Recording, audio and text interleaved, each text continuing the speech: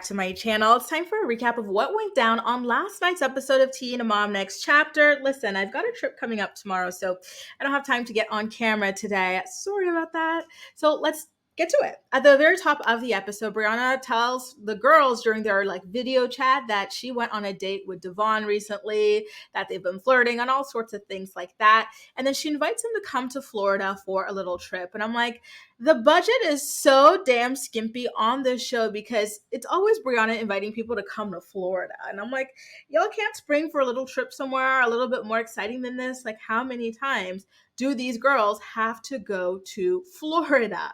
Then later on, we get Ryan Edwards telling Maci that he and Mackenzie are going to be divorcing. And this scene really, really, truly pissed me off. He claimed that they're divorcing because she's a pain in the ass. And I'm like, really? You're not divorcing because you're an addict who can't who can't stay sober, a cheater? You've got a crazy temper. You can't hold down a job. Like, really? You guys are divorcing because she's the problem? Okay. And then not only that, by the way, he looks awful and his hands are filthy as usual. Like, you can't even wash your hands. Like, of course you're getting divorced, man. So Maci then takes it one step further and blames the divorce on Mackenzie not wanting Ryan to mend his relationship with Bentley. I'm like, Maci, are you freaking serious? At this point, the stories were already out there about Ryan treating Mackenzie horribly, stalking her, harassing her online, accusing her of cheating and whatnot. And then not even to mention all of the stuff about the harassment, etc., right? And I believe around this time, it came out that he had absolutely destroyed the home. I won't say that this footage came out exactly at that time, but we knew it was coming because of his erratic behavior, and we thought that things would end even worse, right? So all of that was out there, and Maci, who dealt with Ryan, who knew that he was violent and unstable, she had her own restraining order against this man. She decided to victim blame Mackenzie and claim that the divorce was her fault. I was like, are you freaking kidding me, Maci? Like, that is so beyond stupid and ridiculous. Like, yikes. Okay. Now, there was a point there where she starts talking about how Bentley's paying for everything, so they have to go along with it. And I was like, are you talking literally or figuratively? Because at the end of the day, yeah, you guys are sharing all this trashy info on TV because Bentley is paying for your lives, basically, right? So now let's get into Cheyenne uninviting Ashley from her wedding. So this was a lot, you guys. I have to give you full disclosure here. I don't even really remember the beef between her and Ashley. As far as I was aware, Ashley was uninvited from the party because she spat on Brianna, from what I remember, right? But Cheyenne starts talking about how people, and then they show all these tweets of people being like, wow, how dare you not invite the only other Black girl, just making it into this hardcore race thing for whatever reason, And so I found that to be really weird because I'm like, I don't understand what this has to do with race. She saw a girl do something that was nasty and she doesn't want people around her spitting on people, so she decided to uninvite her from her wedding. What does Ashley being Black have to do with that? And why does she have another Black girl on the show? I don't know. I don't understand people like that, to be honest with you. I found that really annoying and simple line of thinking. And so we get the tweet of Ashley saying that Cheyenne kind of was playing up the shooting and whatnot in order to hide the fact that she got her body done. And so I'm like, okay, well, look at the way that Ashley is writing about her on Twitter. Why would Cheyenne want someone like this invited to her wedding? You know what I mean? What? But I will say though, those tweets were giving Azealia Banks, they were kind of eating a little bit. Okay. I have to say, problematic, but funny. So, and by the way, what are the details on that accident? So they talk about the car accident, and I'm like, the only car accident that I know of Cheyenne being involved in was when her car with her, Shady Zach, and their children getting shot up, right? So I'm like, is this the accident they're talking about, or was there something else? If you guys know of another incident, please do let me know, because I don't remember Cheyenne using that to hide the fact that she got her body done. I don't remember anything like that. It didn't seem that way to me, but I could be missing something here, right? But I digress. All right. So everybody gets to Florida at this point, and they immediately all start talking way over each other. It was so annoying. Like everybody would say something, then someone else would just jump in, and the other person's still saying their thing, but the new person's talking, and they're both just talking louder and louder. And I hate this so much. People do this so often. I hate it. I really, truly despise it. Someone needs to stop talking. Okay. Like it's too much. It overwhelms me. So now they talk about the Ashley drama, of course, right? And then, Zach says that Bar is a little bit too into women's business. Bar is giving Peter or Patricia from the Real Housewives of Atlanta, apparently. And Jade co-signs that and says that Bar had said some things about her online too, which is like so lame. Bar, go roll with the fellas, as Nene would say, right? Like stay out of women's business. I can't stand guys like that. So then, speaking of Ashley, we get a scene of her and her friends throwing axes, which, given her temper, I'm not sure it was a great idea. So they talk about the show drama and stuff like that. Ashley claims that like it's everybody else that's a problem. She can get along with everybody except these girls, so they're the problem. And I'm like, girl, you can't even get along with your landlord. You're not paying rent. Meanwhile, you're acting like you own the damn place and it's not your fault. Weren't you screaming in these elderly people's faces, opening their car door to scream at them some more as they ran away from you? Is that what you call getting along with other people? Okay. Okay, right? And then she claims she's the only black girl on the show, and Cheyenne is black when convenient. And how is that? Because she doesn't like your ratchet tree? She's black when convenient, all of a sudden, like, get over yourself. Like, that was so gross and ridiculous. Like, stupid. Straight up stupid. I have no other words for it. So now I did find it really gross when, remember, this is the same woman who spat on Brianna, right? When they were doing Teen Mom Family Reunion, and she ultimately got kicked off the show for doing that. And then this is a big reason why Cheyenne uninvited her from the wedding and everything like that. And said, so she tells her friends that she would spit on all them hoes and their mamas and their dead ass grannies. And I'm like, see, this is why no one likes you. Like you say you take things too far. You're disgusting. You're uncouth. You're ratchet. This is just ridiculous. I would not want this around me either. Maybe I'm fake black or black when convenient too, because I don't want this type of like ghetto ass, BS around me. Like it's raggedy, it's stupid, and it's lame. And I know I'm going to get some people, Grace, why would you call her ghetto? She's black. Don't call her ghetto. Listen, most of these people are ghetto. I call Kale the neighborhood breeder ghetto. Brianna and her family are ghetto. So Ashley can get that ghetto label too. A lot of these people are damn ghetto AF. And I don't like it. You know what I mean? So yeah, like I said, I can see why Cheyenne does not want this violent, unstable girl at her wedding. So now Zach starts explaining like his kind of take on the situation and whatnot. And he's like, listen, Cheyenne didn't even get her body done until about a year and a half after the accident. So what Ashley's claiming isn't even true. Listen, I don't know. I don't know when Cheyenne got her body done. Okay. And I don't remember, like, was this even a car accident or was this a shooting? Like, why are we, if we're talking about the shooting, why are we calling it a car accident? Because it wasn't. It was a targeted, planned event, right?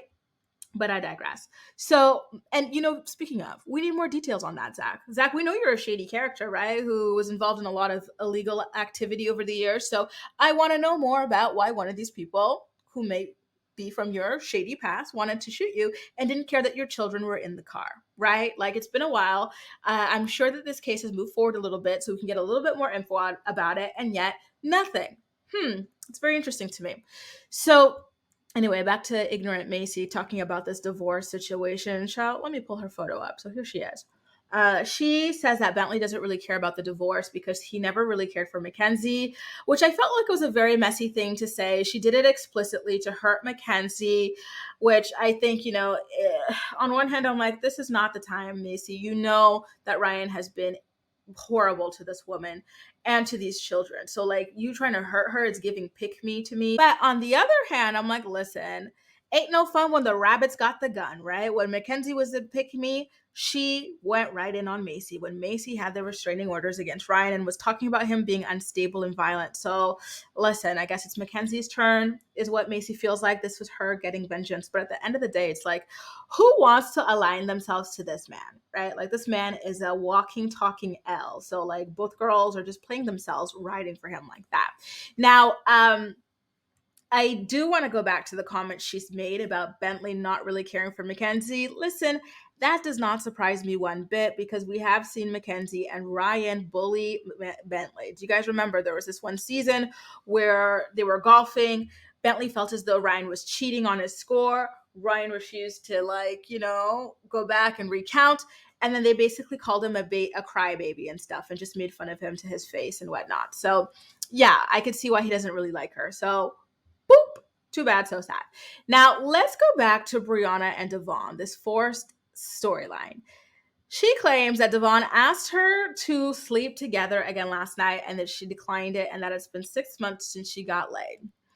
None of these things, are anything anybody really cares to know or needed to know or anything like that. But listen, Brianna felt like talking, so there you go. Now the girls get back home. They all change into pajamas, and the boys too, and they decide to play truth or dare like a bunch of high school kids. And Brianna is asked, like, if she'd get back with any of her exes by Cheyenne, and she said yes. And obviously she's talking about Devoin. Then Cheyenne dares Jade to suck Shawn's disgusting big toe, and she does it.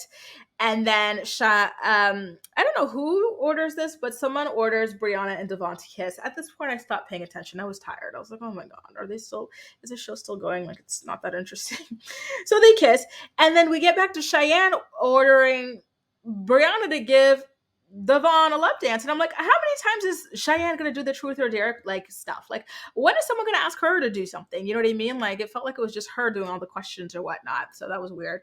Now, we get into Zach reaching out to Bar to try to squash the beef between them. He's like, listen, Bar, let's handle this as men, which I like. I'm like, yeah, good for you. Go to him and leave Ashley to Cheyenne. Perfect. Now, then we get to see the shocking headlines, right? So all this stuff about how Ryan allegedly held a knife to Mackenzie's neck. He got on top of her in the bed and broke the bed. He has been stalking her. He has been violating restraining orders, all sorts of things, right? Then we saw the house being turned upside down. And he denies it all. Yeah, it's just crazy to me. And so, again, we knew that the restraining order was in place at this point. And then he acts shocked that he was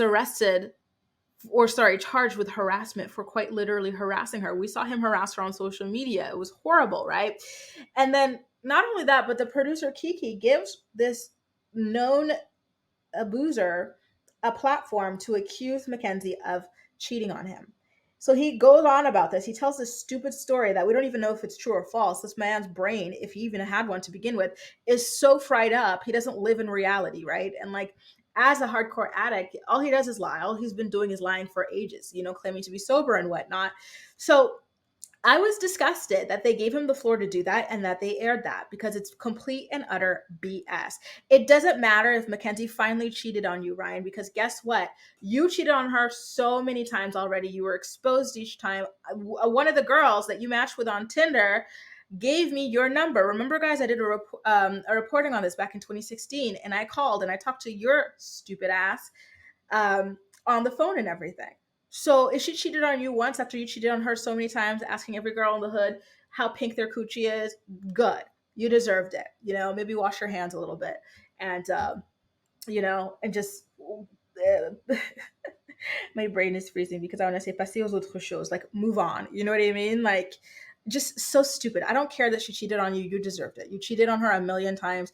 And the more important thing than any of that we even need to discuss is your pattern of behavior. Why are multiple women filing restraining orders against you and accusing you of violence, Ryan? Like, this was so stupid. I was disappointed in them. Like, Maci's comments earlier blaming Mackenzie for this divorce were already just stupid, ignorant, and disgusting enough.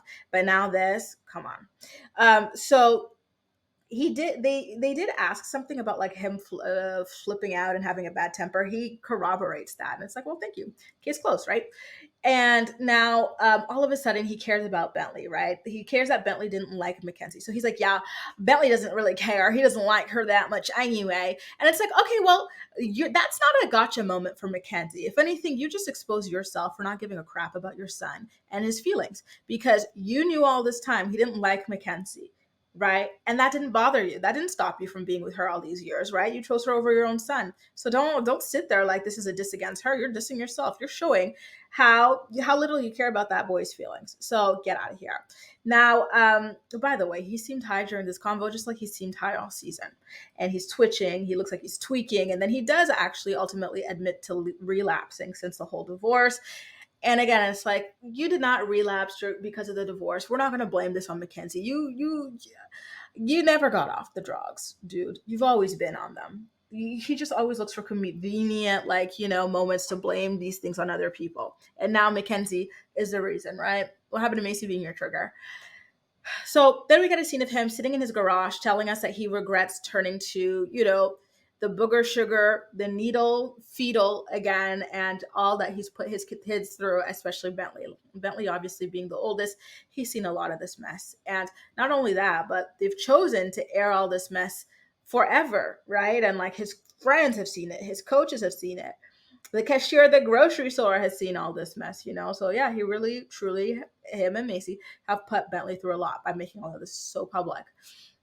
Anyway, Brianna, all the people leave Florida from their little, staycation vacation situation. And Bree starts talking to her sister Brittany about the Devon situation. And she's like, yeah, we kissed like on the mouth, but it wasn't like a makeout or anything. It was just a little peck. And then I realized like our mentalities, our heads are just in different spaces and whatnot. So it's not going to work long term.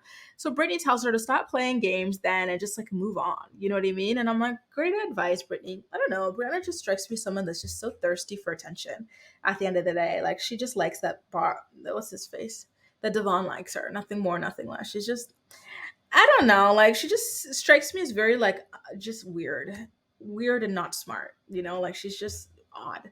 Um, and now, in the final scene of the episode, we've got Ashley raging again. This time, she's upset because Zach reached out to Bar asking to have a private conversation. Like, girl, anger issues at the end of the day. You're just someone who likes being angry. You're always looking to be angry, and that's just what it is. It's just weird. Like, go talk to someone about that. Like, I don't know. I don't get it.